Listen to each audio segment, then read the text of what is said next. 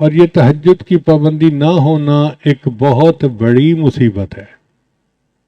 اللہ تعالیٰ اپنے پیارے حبیب صلی اللہ علیہ وسلم کو فرماتے ہیں وَمِنَ اللَّيْلِ فَتَہَجَّدْ بِهِ نَافِلَةً لَكَ، اے میرے محبوب رات کو تہجد ادا کیجئے، عَسَىٰ أَن يَبْعَثَكَ رَبُّكَ مَقَامًا مَحْمُودًا، ہو سکتا ہے اللہ آپ کو مقام محمود عطا فرمائے۔ تو جیسے نبی علیہ السلام کو تہجد سے مقام محمود ملنے کی بشارت ملی، امتی کو تہجد کی پابندی سے اللہ کا قرب ملنے کی بشارت ہے۔ ایک بات ذہن میں رکھیے کہ تہجد کے وقت میں فرشتے ان بندوں کی فہرست بناتے ہیں جو اللہ سے محبت کرنے والے ہیں۔ اب اگر ایک دن تہجد مس ہو گئی تو لسٹ میں سے نام نکل گیا، پھر دوسرے دن مس ہو گئی تو پھر نام نکل گیا۔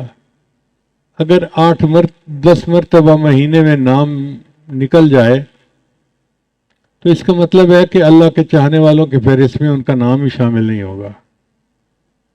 اس لیے عام لوگوں کے اوپر تہجد لازم نہیں ہے، لیکن جو سالک ہوں اور اللہ سے محبت چاہنے کے طالب ہوں ان کے لیے تہجد بہت ضروری ہے۔ اور تہجد پڑھنا کوئی مشکل کام بھی نہیں۔ کون کہتا ہے کہ آپ آدھی رات سے تہجد پڑھیں؟ عادت بنائیں کہ اذان ہونے سے آدھا گھنٹہ پہلے اٹھنا کی عادت بن جائے۔ فرض کرو اذان ہوتی ہے 4:45 پہ، تو آدھا گھنٹہ پہلے اٹھیں اور 15 منٹ میں وضو کر لیں۔ اور اگر کسی کو واش روم میں زیادہ وقت لگتا ہے تو وہ اتنا پہلے اٹھ لے، کیونکہ بعض لوگ نوجوان جو ہیں وہ بیت الخلاء میں زیادہ ٹائم لگاتے ہیں۔ بیت الخلاء میں جا کے ایسے بیٹھتے ہیں جیسے بیت الخالہ ہوتی ہے۔ تو 15 منٹ میں وضو کر کے جو آخری 15 منٹ ہیں بس اس میں 4 رکعت ہلکے پڑھ لیں۔ پہلی 2 رکعت قل یا ایھا الکافرون اور قل واللہ احد کے ساتھ، اور دوسری 2 رکعت جتنا اللہ توفیق عطا فرمائے۔ سورہ یاسین شریف پڑھیں اور سورتیں پڑھیں جو یاد ہیں، بس یہی تہجد ہے۔ آج کے دور میں جو بندہ یہ عمل کر لے گا تہجد ہو جائے گی۔ پھر اس کے بعد فجر کا وقت ہو جائے گا تو فجر پڑھیں اور باقی معمولات فجر کے بعد کریں۔ اگر آپ کہتے ہیں جی نیند پوری نہیں ہوئی تو فجر کے بعد پھر سو جائیں۔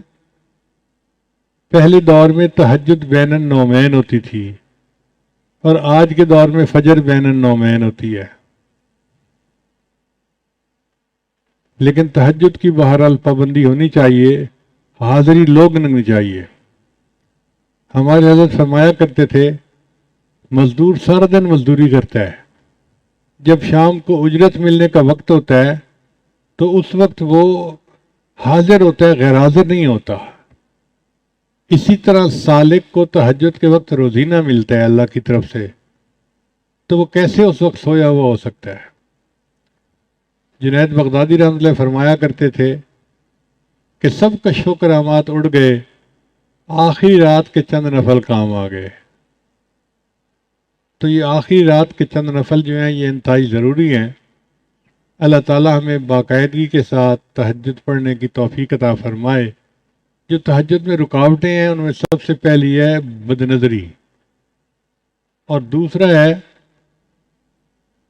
ایسی چیزیں کھانا بازار کی کہ جن میں حلال حرام کی ملاوٹ ہو، تو اس سے پھر انسان تہجد سے محروم ہو جاتا ہے۔ حدیث مبارکہ میں ہے جب رات آتی ہے تو 3 طرح کے لوگ ہوتے ہیں، 3 طرح کی جماعتیں ہوتی ہیں۔ ایک وہ فرشتے، ایک وہ لوگ کہ اللہ تعالیٰ اپنے فرشتوں کو حکم فرماتے ہیں کہ دیکھو یہ میرے محبوب لوگوں کے اٹھنے کا وقت ہے، جاؤ اور ان کو پر مار کے جگا دو۔ تو فرشتے آ کے پر مار کے جگا دیتے ہیں، خود بخود آنکھ کھل جاتی ہے۔ میاں محمد بخش رحمۃ اللہ فرماتے ہیں رات پوے تے بے دردانو مٹھی نیندر آوے، رات پوے تے بے دردانو مٹھی نیندر آوے، درد مندانو یاد سجن دی ستیاں آن جگاوے۔ اور جو درد مند ہوتے ہیں ان کو سجن کی یاد سوتے کو جا کے جگا دیتی ہے۔ تو اللہ کرے کہ ہم بھی ان لوگوں میں شامل ہوں کہ جن کو محبوب کی یاد سوتے میں آ کے جگا دیتی ہے۔ اور دوسرے گروہ کے لوگ ہوتے ہیں یہ اللہ کے مقربین ہوتے ہیں۔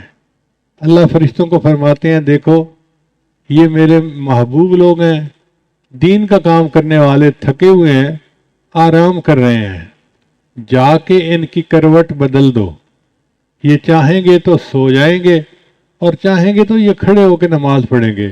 میں ان کے سونے پہ بھی راضی، میں ان کے جاگنے پہ بھی راضی۔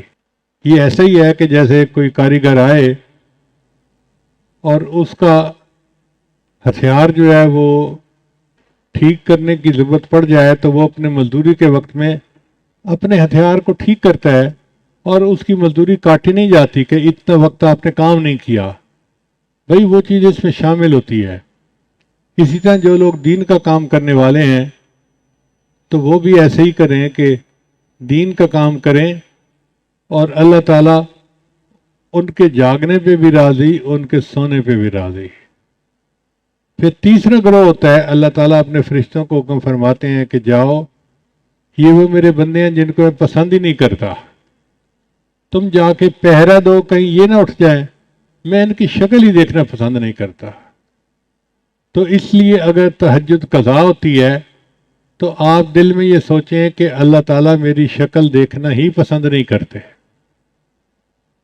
اور کوشش کریں کہ باقاعدگی کے ساتھ اہتمام کے ساتھ تہجد پڑھیں۔ وہ چند لمحے تو 24 گھنٹے کا نچوڑ ہوتا ہے۔